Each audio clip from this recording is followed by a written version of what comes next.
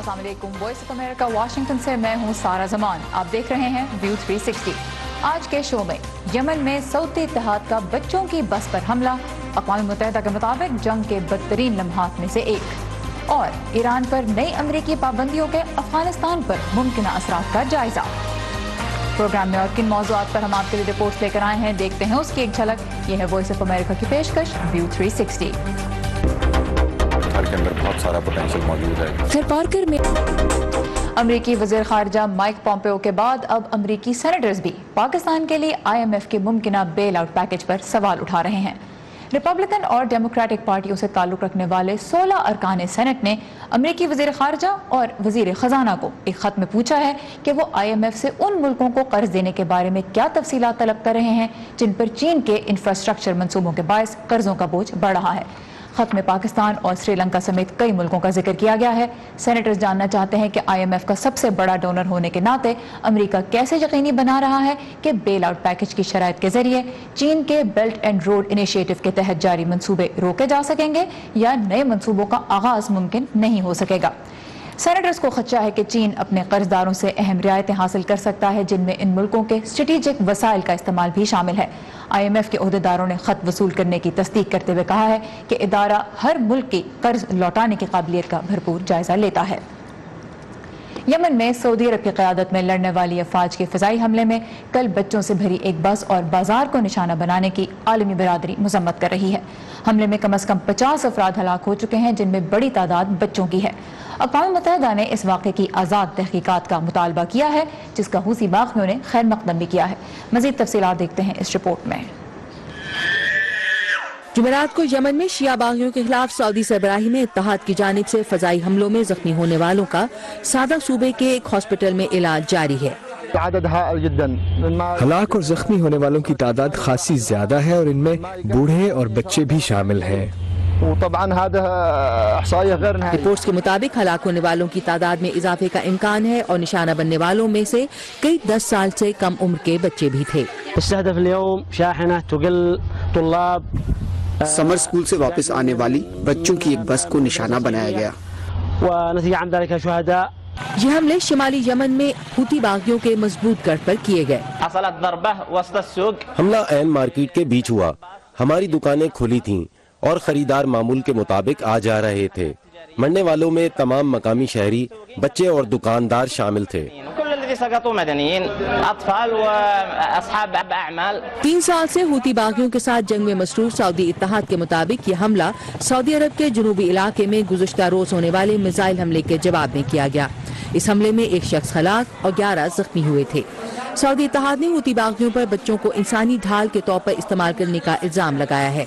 अमरीकी महकमा खारजा के मुताबिक अगरचे वो हमले की तमाम तफसीलात की तस्दीक नहीं कर सकता, इसके ओहदेदारों को शहरी हलाकतों पर तफ्तीश है। हमने सऊदी इत्तेहाद से मुतालबा किया है कि इस वाक़े की शफाफ और मुकम्मल जांच की जाए। हम शहरी हलाकतों के हवाले से तमाम मुसद्दक़ा इत्तलात को इंतहाई संजीदगी से लेते हैं। हम तमाम पार्टी से मुतालबा करते हैं कि इंटरनेशनल कानून के मुताबिक शहरियों की हिफाजत के लिए जरूरी इक़दाम को यकीनी बनाएं। अक़वाम मुत्तहिदा के मुताबिक यमन में गुज़श्ता 4 साल से जारी लड़ाई में 10,000 से ज़ायद अफराद हलाक और 20 लाख से ज़ायद बेघर हो चुके हैं। मारियामा डायलो के साथ आयशा खालिद, उर्दू VOA। अफगान दारुल हुकूमत काबुल से 150 किलोमीटर जनूब मगरिब में वाक़े गजनी शहर में रात देर गए तालिबान ने एक बड़ा हमला किया, जिसके बाद से लड़ाई जारी है। तालिबान ने कई चेक पोस्टों, घरों और कारोबारी मराकज़ को निशाना बनाते हुए शहर के कुछ इलाकों पर कब्जा भी कर लिया, जबकि अफगान वज़ारत दिफा ने वॉइस ऑफ अमेरिका को बताया है कि तालिबान शहर पर कब्जा करने में नाकाम रहे हैं। शहर में अफगान फौज का ऑपरेशन जारी है, जिसमें अमरीकी फौज फ़िज़ाई मदद फराहम कर रही है। गजनी शहर काबुल और मुल्क के जनूबी इलाकों के दरमियान एक अहम रास्ते पर वाक़ है और इस ताज़ा तरीन हमले ने अफगानिस्तान में अक्टूबर के पार्लिमानी इंतखाबात से पहले सिक्योरिटी की सूरत हाल पर एक और सवालिया निशान लगा दिया है। ईरान जौहरी मुआहदे से अमेरिका की अलहदगी और फिर ईरान पर नई इक़्तिसादी पाबंदियों का भी अफगानिस्तान की सूरत हाल पर असर पड़ सकता है। इसी हवाले से वाशिंगटन में इलाकाई उमूर के माहिर क्या कह रहे हैं, ये हम जानते हैं अमान अजहर से। जी अमान, क्या तफसीलात हैं? جی میری جو سارا ان محققین سے یا تجزیہ کاروں سے گفتگو اس میں ایک تو ان کا جو اسپیکٹ ہے دیکھنے کا وہ پالیسی چوائسز کے حوالے سے ہے اور دوسرا زمینی حقائق. تو ایک تو ماہرین اس بات کے اوپر یونانیمس ہیں کہ امریکہ کی جو خارجہ پالیسی ہے اس کے اعتبار سے ایران کی اہمیت افغانستان سے زیادہ ہے اور پالیسی سازوں کو اندازہ ہے کہ اس کی کاسٹ کیا ہے افغانستان کے لیے. جہاں تک رہی بات زمینی حقائق کی تو اس میں کچھ ایسے پروجیکٹس ہیں جو ماہرین کی رائے میں جن کے اوپر اثر پڑ سکتا ہے, جس میں جیسے چاہ بہار کا منصوبہ ہے جس کا ویسے افغانستان کو تجارتی اور عسکری اعتبار سے خاصا فائدہ ہے, اور پاکستان کے ذریعے جو امریکی ساز و سامان کی نقل و حرکت ہوتی ہے اس اعتبار سے بھی وہ اچھا ایک متبادل ہے جس کے اوپر اثر پڑ سکتا ہے. اور تیسری بات ایران کے جو خطے میں دیگر ریاستی اور غیر ریاستی عناصر ہیں ان سے تعلقات, جس کے باعث تجزیہ کاروں کی رائے میں ہو سکتا ہے کہ ان امریکی پابندیوں کے بعد ایران افغانستان میں پارٹنر کے بجائے حریف کا کردار ادا کرے. باقی کیا گفتگو ہوئی میری ان ماہرین سے وہ انہی کی زبانیں سنتے ہیں. واشنگٹن اور ایران کے درمیان افغان مسئلے پر تعاون کے کئی مواقع موجود رہے ہیں. ایران پر پابندیوں کے حالیہ فیصلے اور سخت گیر موقف سے ایسا کرنا بہت مشکل ہوگا. اس کا مطلب ہے کہ ایران سے افغانستان پر محض گفتگو کرنا ہی تقریباً ناممکن ہو جائے گا. پھر یہ کہ کسی بھی قسم کا تعاون سیاسی اعتبار سے بہت مشکل ہوگا. یہ درست ہے کہ افغانستان میں اس کی ریپریکشنز ہو سکتی ہیں, اس کے منفی اثرات ہو سکتے ہیں, لیکن ایران کا جو معاملہ ہے اس پہ فوکس زیادہ ہے, اس کو برتری دی گئی ہے افغانستان کے حوالے سے جو ایران کا رول ہے. اور میرے نزدیک اگر پالیسی میکر یہ فیصلہ کر رہا ہے تو پھر وہ یہ بھی سوچ رہا ہوگا کہ میرے پاس افغانستان کو حل کرنے کا اور کوئی طریقہ ہے باوجود اس بات کے کہ ایران شاید وہاں پہ اور منفی اپنا کردار ادا کرے. افغانستان بھی امریکی خارجہ پالیسی کے اعتبار سے اہمیت کا حامل ہے. ظاہر ہے وہاں دہشت گردی کا خطرہ موجود ہے اور وہاں امریکی فوج بھی تعینات ہے, اس لیے مسئلہ ایران اور افغانستان کے حوالے سے امریکی ترجیحات کا ہے. ٹرمپ انتظامیہ واضح طور پر کہہ رہی ہے کہ اس کے لیے ایران اور اس کے جوہری ہتھیاروں کا معاملہ زیادہ اہم ہے. جی آپ سن رہے تھے امریکی ماہرین کی ایران پر لگی ہوئی پابندیاں اور اس کے نتیجے میں افغانستان کیسے اس پہ اثر پڑ سکتا ہے, ان کی رائے کیا تھی اس کے اوپر. آنے والے دنوں میں ابھی یہ گفتگو کا سلسلہ جاری رہے گا کہ ان پابندیوں کے نتیجے میں زمینی حقائق کیسے متاثر ہوتے ہیں. جی امان اظہر ہمارے ساتھ ہے کیپٹل ہل سے. تھینک یو امان. امریکی صدر ڈونلڈ ٹرمپ کے سامنے اس وقت ایک اور اہم الیکشن ہے. 6 نومبر کو امریکی عوام کانگریس کے لیے اپنے نمائندے منتخب کریں گے. صدر کی کوشش ہے کہ کانگریس کا کنٹرول ان کی جماعت ریپبلکن پارٹی کے پاس ہی رہے اور اسی لیے وہ معیشت کی بہتر ہوتی صورتحال کا زور و شور سے پرچار کر رہے ہیں. لیکن ریپبلکنز کو خدشہ ہے کہ ٹویٹر پر صدر کی سرگرمیاں امیدواروں کو بیلٹ باکس پر نقصان بھی پہنچا سکتی ہیں. ریاست فلوریڈا میں ریپبلکن پارٹی کے امیدواروں کی انتخابی مہم کی سپورٹ کے لیے موجود صدر ٹرمپ نے مضبوط معیشت اور ریپبلکنز میں اپنی مقبولیت کے بارے میں شیخی بھگاڑنے میں دیر نہیں لگائی. ہماری کارکردگی اچھی ہے اور مجھے خوشی ہے کہ آپ کے حالات بھی اچھے ہیں. کیا آپ نے نئے پول کے بارے میں سنا ہے؟ ریپبلکن پارٹی کی تاریخ میں سب سے مشہور شخص میں ہوں. کیا آپ یقین کریں گے؟ ماہر معیشت مارک ہیمری کی رائے میں معیشت میں حالیہ 4% سے زیادہ اضافہ صدر ٹرمپ کے لیے فائدہ مند ہو سکتا ہے. تو اگر صدر اور ریپبلکن پارٹی کے دوسرے اراکین معیشت کی ترقی میں وقتی طور پر ہی صحیح کچھ اضافہ کر پائے ہیں تو میرے حساب سے یہ کامیابی ہے. لیکن صدر ٹرمپ ٹویٹر پر روسی تحقیقات پر تنقید کرنے، امریکہ اور میکسیکو کی سرحد پر دیوار کی تعمیر کے لیے فنڈنگ نہ ملنے کی صورت میں حکومت کے شٹ ڈاؤن کی دھمکیوں اور ان کے بقول جھوٹی خبروں والے میڈیا کو لتاڑنے میں بھی مصروف رہے. لیکن وہ کسی کو بھی برا کہہ سکتے ہیں کیونکہ وہ جعلی مکروہ خبریں پھیلانے والے ہیں. جارج واشنگٹن یونیورسٹی سے منسلک مائیکل کارنفیلڈ کہتے ہیں ان کے ٹویٹر میسیجز اصل موضوع سے توجہ ہٹا سکتے ہیں. دیکھنے میں آیا ہے کہ صدر ٹرمپ جو بھی کہتے ہیں وہ غالب ہو جاتا ہے. آپ کہہ سکتے ہیں کہ وہ سیاسی ٹویٹر کے مالک اور آقا ہیں. اور امریکی صدر کے انتخابات میں روسی مداخلات کی تحقیقات پر مسلسل حملے ڈیموکریٹس کے لیے پریشان کن ہیں. میں امید کرتا ہوں کہ میرے ریپبلکن ساتھی صدر کی مداخلت روکنے میں کامیاب ہوں گے کیونکہ امریکی شہری چاہتے ہیں کہ ہم حکومت چلائیں نہ کہ ایک دوسرے پر سارا دن چیختے رہیں. مضبوط معیشت ریپبلکنز کے لیے نومبر کے مڈ ٹرم الیکشنز میں مددگار ہو سکتی ہے لیکن صدر ٹرمپ کا اسٹائل بھی ان انتخابات میں اہم عنصر ہوگا. बिलाशुबा वो एक मसला है, सभी मुझसे ये कह रहे हैं। बिल्कुल, वो दोनों जानिब के लिए एक मसला है। इत्तलात के मुताबिक सदर ट्रंप इस बात से परेशान है कि मईशत की बेहतर सूरत हाल भी उनकी अवाम में मकबूलियत के ग्राफ को नहीं बढ़ा पाई। ये कहना है गैलप पोल से मुंसलिक फ्रैंक न्यूपोर्ट का। सदर ट्रंप के हिसाब से माशी हालात अच्छे हैं, फिर भी लोगों के इत्मीनान का लेवल इतना नहीं जितना हम तवक्को कर रहे थे। सदर ट्रंप ने इस अज़्म का इजहार किया है कि वो दरमियानी मुद्दत के इंतखाबात की मुहिम में बड़े पैमाने पर हिस्सा लेंगे और बहुत से रिपब्लिकन उम्मीद कर रहे हैं कि वो मईशत पर ज्यादा और सियासी लड़ाइयों पर कम तवज्जो देंगे। जिम मलोन के साथ सबा शाह खान, उर्दू VOA। दुनिया भर से मिलने वाली कुछ और अहम खबरों की झलकियां देखते हैं आज के वर्ल्ड व्यू में। फलस्तीनी हुक्काम के मुताबिक हमास और इसराइल के दरमियान गजा में जंग बंदी हो गई है। फलस्तीनी और हमास मीडिया के मुताबिक मिस्र और खित्ते के दीगर ममालिक की मदाखलत के बायस ये मुआहिदा हुआ। इससे एक रोज पहले इसराइल ने गजा में हमले किए थे, जिनके जवाब में फलस्तीन की जानिब से रॉकेट्स फायर किए गए। वस्ती जनूबी अमेरिका के मुल्क बोलिविया में गुज़श्ता रोज इफ्तिताह किए जाने वाले मुल्क के नए गवर्नमेंट हाउस पर लोगों ने एहतजाज किया है। पीपल्स ग्रेट हाउस नामी ये हुकूमती मरकज कॉलोनियल दौर से ज़ेर इस्तेमाल गवर्नमेंट पैलेस की जगह लेगा। पुराने गवर्नमेंट पैलेस को एक अजायब घर में तब्दील कर दिया जाएगा। फ्रांस की वजारत दाखिला के मुताबिक मुल्क में आने वाली तूफानी बारिशें जनूबी फ्रांस में नदी नालों और दरियाओं में तुग़यानी का बायस बन गई हैं। इन बारिशों से सबसे ज्यादा गार्ड का इलाका मुतासिर हुआ है। करीबन 750 अफराद को मुख्तलिफ इलाकों से महफूज जगहों पर पहुंचाया गया। हुक्काम का कहना है कि फ्रांस समेत यूरोप के कई मुल्कों में शदीद गर्मी की लहर के बाद तूफानी बारिशों का ये सिलसिला शुरू हुआ है।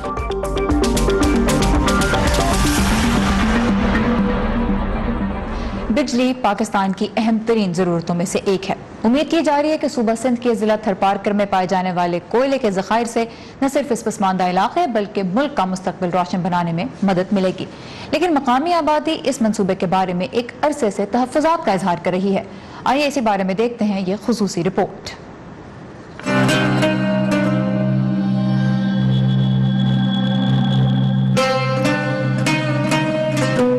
एंग्रो कोल के मुताबिक थर के 9000 स्क्वायर किलोमीटर रकबे पर मौजूद कोयले के ज़खायर पाकिस्तान की बिजली की जरूरियात पूरी करने में अहम किरदार अदा करेंगे। थर के अंदर बहुत सारा पोटेंशियल मौजूद है, क्योंकि यहाँ पे कोयले के दुनिया का 7वां बड़ा जखीरा है कोयले का, 7th largest coal reserves of the world. यहाँ पे 175 अरब टन के करीब कोयला मौजूद है, जिससे आप 1 लाख मेगावाट अगले 2 साल के लिए बिजली प्रोड्यूस कर सकते हैं। इस प्रोजेक्ट से हमारे जो मुल्क के लिए एनर्जी क्राइसिस ख़त्म हो जाएंगे इंशाल्लाह। ये जो प्रोजेक्ट है ब्लॉक 2 जो सिनेंग्रो कोल माइनिंग कंपनी काम कर रही है, हम 4000 मेगावाट बिजली प्रोड्यूस करेंगे फॉर 60 ईयर्स। ये मंसूबा साल हर साल से खुश्क साली और गुर्बत की मार सहने वाले थरी बाशिंदों को रोजगार और खुशहाल जिंदगी देने का वादा करता है। थर मैं ये समझ रहा हूँ कि अगले चंद सालों में इसकी शक्ल बिल्कुल बदल चुकी होगी। यहाँ पे खुशहाली आ चुकी होगी, पूरे मुल्क की नजरें इसके ऊपर होंगी। इतना इंपॉर्टेंट रोल प्ले कर रहा होगा पाकिस्तान की इकोनॉमी के अंदर कि जहाँ से सारी आपकी एनर्जी जो है वो ड्राइव हो रही होगी। लेकिन थर में रहने वाले तमाम लोग खुशहाली के इन वादों से मुतमिन नहीं। खुसूसन थर कोल प्लांट से 40 किलोमीटर दूर गोरानो गांव में रहने वाले, जिनकी जमीन पर कोल माइन से निकलने वाला पानी डंप किया जा रहा है। पानी का जो जखीरा बन रहा है उसके हिसाब से जिस जगह पे बन रहा है वो लोगों का लाइवलीहुड है। यहाँ पे कोयले के नीचे और ऊपर दोनों जगहों पे पानी की लेयर्स मौजूद है। तो जब हमें कोयले के ऊपर पहुँचना है तो हमें उससे पहले ये पानी जो है वो सारा निकालना है और इस पानी को निकाल के हमें कहीं ना कहीं डिस्पोज ऑफ करना है। मकामी लोगों का कहना है कि इस पानी से गोरानो गांव समेत इलाके के दीगर 12 देहात भी मुतासिर हो रहे हैं। एंग्रो के मुताबिक मंसूबे की वजह से बेजमीन होने वालों की दोबारा आबादकारी पर $62 मिलियन की रकम खर्च की जा रही है। लेकिन गोरानो गांव के बासियों को इस पानी से पहुंचने वाले नुकसानात के अजाले के लिए एंग्रो के पास कोई मंसूबा नहीं है, क्योंकि कोल माइन से निकलने वाला पानी जिस जमीन पर छोड़ा जा रहा है उसमें शामिल ज्यादातर इलाका हुकूमत की मिल्कियत में है। ये जमीन में पानी छोड़ करेंगे, 3 साल इसमें स्टोर पानी करेंगे तो फिर जमीन वो हमारे काम की नहीं होगी, नहीं उसमें खेती बाती करेंगे, नहीं उसमें ये दरखन जो वो है सारे खत्म होंगे, जो उसमें माल का चरागा होगा, फिर हमारी जो भी बंदी है खेती बाती वाले सारे दरबदर हो जाएंगी। गोरानो गांव में पानी छोड़ने की वजह से बनने वाले मसाइल पर लोग पिछले 1 साल से एहतजाज कर रहे हैं اور انہوں نے سندھ ہائی کورٹ سے رجوع بھی کر رکھا ہے. تھر کے لوگ آپ نے دربدر کر دیا ہے, گاؤں چھڑوا رہے ہو, انہوں کے کھیتیاں باڑیاں تباہ کر رہے ہو, انہوں کے مال مویشی کے سارے وسیلے ختم کر رہے ہو. ہم کہتے ہیں کہ تباہی ہوگی, تھر کی تباہی ہوگی اور سرمایہ داروں کی جو ہے نا وہ ترقی ہوگی. ملک ترقی کرے گا مگر تھر جو ہے نا وہ ڈوبتا جائے گا. گورانو گاؤں کے باسیوں کی مشکلات دور ہو بھی گئیں تو بھی کیا تھرکول جیسے پلانٹس ماحولیاتی حدت بڑھانے کا باعث نہیں بنیں گے؟ ڈیزرٹیفیکیشن کو ختم کرنے کے لیے ہم لوگ کافی اقدام کر رہے ہیں. فار ایگزامپل جو یہاں پہ جو کراپس لگ رہی ہیں وہ یہاں کے پانی سے ان کی نشو نما ہو رہی ہے. آفٹر 3.5 ایئرس ہم اسی پانی کو دوبارہ یوز کریں گے اپنے پاور پلانٹ کے لیے. اس کے بعد ہم یہ پانی گورانوں پہ نہیں بھیجیں گے. رپورٹ آپ نے دیکھی. سندھ اینگرو کول مائننگ کمپنی کے مطابق اس سال کے اختتام تک تھر کے کوئلے سے بجلی کی پیداوار کا آغاز ہو جائے گا. عراق کے شہر موصل سے شدت پسند تنظیم داعش کے انخلا کو 1 سال ہونے والا ہے, لیکن بہت سے لوگ اس بربادی کے اثر سے شاید کبھی نہ نکل پائیں جس کا سامنا اس شہر نے کیا, جیسے 61 سالہ ثنا ابراہیم جو اپنے 23 پوتے پوتیوں کی تنہا پرورش کرنے پر مجبور ہیں. ان کے 2 بیٹوں کو داعش نے عراقی فوجی ہونے کے باعث مار دیا اور 1 بیٹا اور بیٹی موصل کو داعش سے چھڑانے کی لڑائی میں ہلاک ہو گئے. ثنا کے شوہر بھی ذہنی مرض کا شکار ہو چکے ہیں اور اب یہ خاندان دوسروں کے رحم و کرم پر پل رہا ہے. خدا کے سوا کوئی طاقت نہیں جو داعش اور اسے ہم پر مسلط کرنے والوں پر قادر ہو. اللہ ان سے ہمارا بدلہ لے. داعش نے ہمیں تباہ کر دیا. ثنا ابراہیم کو آج تک اپنے بچوں کی لاشیں نہیں ملی اور نہ ہی انہیں اس کی امید ہے. دلچسپی پیدا کی, لیکن اس مخلوق کا اب تک کا مکمل ترین اصلی ڈھانچہ واشنگٹن میں وائس آف امریکہ کی عمارت کے قریب ایک عجائب گھر میں آنے والا ہے. یہ ڈھانچہ امریکی ریاست مونٹانا میں ملا. ہمارے قریب آنے سے پہلے ہم اسے آپ تک لے کر آئے ہیں. آئیے دیکھتے ہیں. بہت بڑے ٹی ریکس کے ڈھانچوں کے حصے بڑے ڈبوں میں یہاں پہنچے ہیں. دوسرے بڑے ڈبے میں اس کی کھوپڑی ہے جس کے ساتھ تیز دھار دانت لگے ہیں.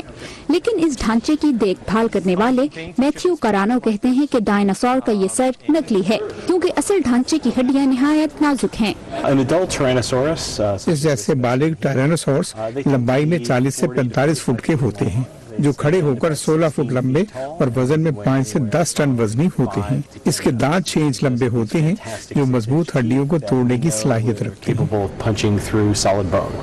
نیشنز ٹی ریکس صرف اس لیے اہم نہیں کہ اس کی زیادہ تر ہڈیاں اصلی ہیں بلکہ اس سے سائنسدانوں کو گوشت خور ڈائناسورس کے بارے میں نئے انکشافات ہوئے ہیں. یہ پہلا نمونہ ہے جس کے بازو دریافت ہوئے ہیں. ہم ہمیشہ سے جانتے تھے کہ ٹی ریکس کے بازو چھوٹے ہوتے تھے لیکن ہم نے کبھی دیکھے نہیں تھے. قدیم اشیاء پر تحقیق کرنے والوں نے حالیہ سالوں میں ڈائناسور کے بارے میں بہت کچھ جانا ہے جس میں ان کی عمر بھی شامل ہے. جیسے یہ ڈائناسور موت کے وقت ایک بچہ تھا. 20 سال کی عمر تک مکمل جسامت حاصل کر لیتے تھے جس کے بعد وہ کچھ بڑھتے اور لمبے ہوتے تھے لیکن زیادہ تر وزن میں بڑھتے تھے جس سے وہ موٹے ہوتے تھے بالکل انسانوں کی طرح. میوزیم کے پرانے فاسل ہال کے مقابلے میں یہ نمائش سائنسی لحاظ سے زیادہ ٹھیک عکاسی کرے گی کہ ڈائناسورس کیسے رہتے تھے. میوزیم کے سربراہ کرک جانسن کہتے ہیں کہ 700 سے زائد اقسام نمائش کے لیے پیش کی جائیں گی. اگر اسے بچے دیکھنے آتے ہیں تو امید ہے کہ وہ خود کو مستقبل کا نمائندہ سمجھیں اور چیزوں کو خود سے جانیں اور سائنسدان بنے, تبدیلی کی مثبت لہر بنے اور مستقبل کے بارے میں سوچیں. ان کا کہنا ہے کہ نمائش میں آنے والے لاکھوں افراد کو یہ نمائش تفریح بھی دے گی اور معلوماتی بھی ہوگی. ڈیبرا بلاک کے ساتھ وردہ خلیل, اردو VOA.